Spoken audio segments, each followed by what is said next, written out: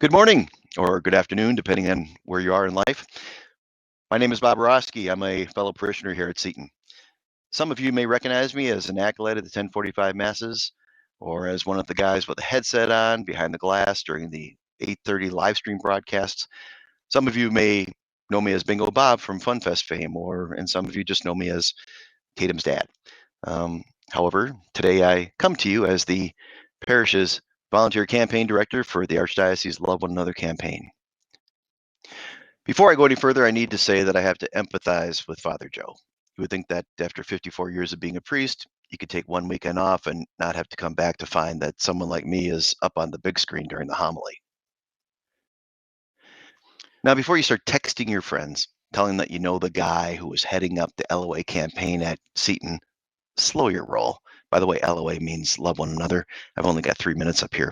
Now, my long-winded intro is meant to emphasize that I'm just like one of you. I'm a fellow parishioner. My wife Carly and I had been wrestling with our kids since 2009, right down there by the piano on most Sundays. Plus, I haven't been a particularly good volunteer campaign director. If I had been, I wouldn't be making this video. I'd be picking out what to wear for the party after midnight mass at the Basilica next month. Now, if you're in the parish directory, you've likely received the brochures about the goals for the funds raised at both the diocese and the parish level. Some of you may have even received a call or a visit from a parish campaign volunteer. Now, I'm not going to bore you with the details of the description of the different campaign phases, but if you're keeping score at home, 2 weekends ago was the kickoff weekend. This is the Love One Another weekend throughout the diocese, and the weekend in between was when the Packers finally won a game. Look, I'm not here to kid anyone. This is a fundraising campaign. When I first learned about what I was in for back in June, my first reaction was, didn't I just toss out 2 or 3 things from the diocese that have been piling up on my desk since Christmas? Then my next reaction was, don't they know that we're in the beginning of a economic inflation crisis that we haven't seen in 40 years? Well, they do. The diocese has a large-scale fundraising campaign of this type every 10 or 15 years.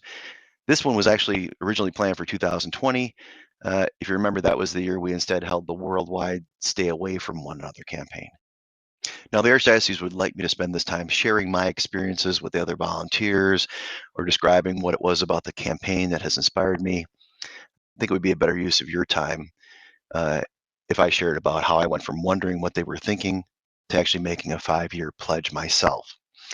Now, you can read all about the worthy targets for the funds, and I or the other volunteers can answer any of those questions that you have.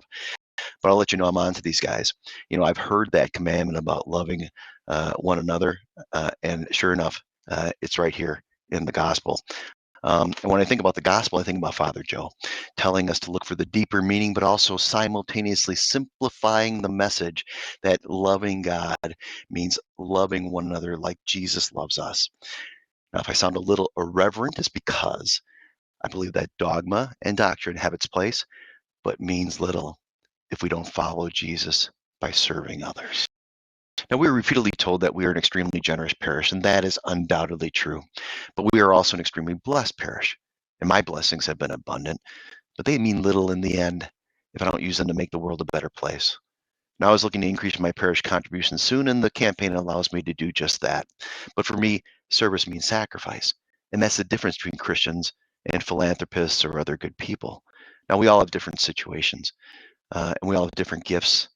And being short on talent and having absolutely no time, I'm more reliant upon service through treasure. Now, there's so much need out there, and we have so much to share. The recent election cycle just reminded us that government isn't going to solve these problems. Taking a mass in a church just a few miles to the east of us, our parish needs us, our diocese needs us, and the world needs us. I know we probably just broke our own record for Thanksgiving meals donated. Christmas is just around the corner. Everything costs more than it did a year ago. I need to replace 2 cars in the next year. I'll soon have 3 kids with college tuitions at the same time. But those are my wants and needs. Those things serve me. The unhappiest people I know never look beyond their own situation. They never consider their potential to positively impact the world around them, even in the smallest ways. Now, if you can make a financial contribution to the LOA campaign, That's great. And I thank you, and the people who benefit from that will thank you even more. But do yourself a favor and find something, anything, no matter how seemingly insignificant, to make the world a little bit better place for others. I've often said that true wisdom means knowing when to keep your mouth shut, and so I think I'll leave it there. Thank you for your attention, and have a wonderful Thanksgiving and Christmas season.